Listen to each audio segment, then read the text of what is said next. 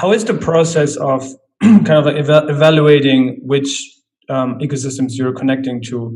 And maybe you can name some of them that are currently in the works, if that's possible, and that you're trying to connect through Axelar network. Yeah, so the way we build the stack is that a lot of the components are actually reusable, so it makes it very easy to onboard, different chains. For Cosmos chains through IBC, it's a permissionless process, right? So anybody can actually connect. For EVM chains, we actually programmed all of the commands at the network layer, so you can run through like a sequence of commands. They don't take more than 10 minutes, and then onboard an EVM chain. Before that, you do have to have validators that support and vote for events from it. But once that's done and kind of the contracts are verified, it's pretty straightforward for us to onboard an EVM chain. Yeah, so we're looking at a bunch of others, including like kind of Near, right, Aurora, Binance Smart Chain, and so on and so forth. And yeah, for other ecosystems, again, kind of the way we build the infrastructure piece is that there's certain types of logic that you need to verify on events and to add a new chain into the ecosystem, and you can reuse the building blocks that we built to make those connections as simple as possible. Yeah, and I heard also, I think it was in one of the Twitter spaces or something, of the Osmosis DEX. I think Sunny mentioned that his kind of like favorite interoperability hub would be Axelar, to also implement that on Osmosis. And then there's also a great article by Cosmos Hoss about potentially integrating Osmosis with Axelar network. So can you talk about what this would mean for cosmonauts, right? Because we're all super excited about Osmosis. Whenever a new token gets listed there, we jump on it, right?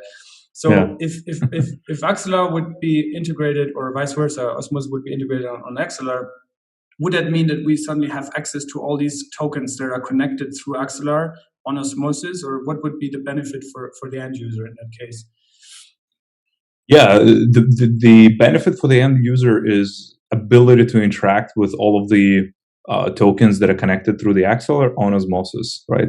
With Osmosis, and create new trading pools, add more liquidity to it, and have a very simple user experience in the process, right? So the way that this kind of integration would work, and we talked with with the Osmosis folks around this, is that one of the unique kind of value propositions that we build around the network is to be able to process cross-chain transfers by allowing users to execute regular types of transfers to Axelar-generated kind of deposit addresses, right? So what that means is that, suppose you have, USDC on Ethereum, right?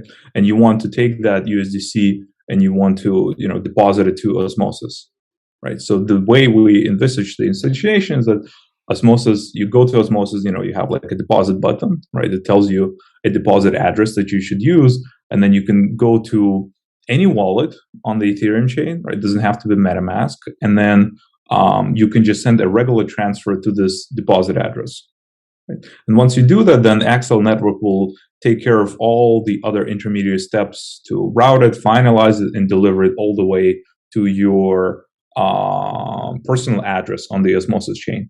And then you can interact with it, right? So it really simplifies all the user experience and opens up a huge distribution channel, right, for all the Osmosis users, where all of a sudden users from centralized exchanges, from like dumb wallets, can perform regular transfers and deposit their assets to Osmosis and have an experience which is close to an experience of like a centralized exchange, right? But powered by decentralized technology on the back end. And so I'll be kind of pretty excited about that.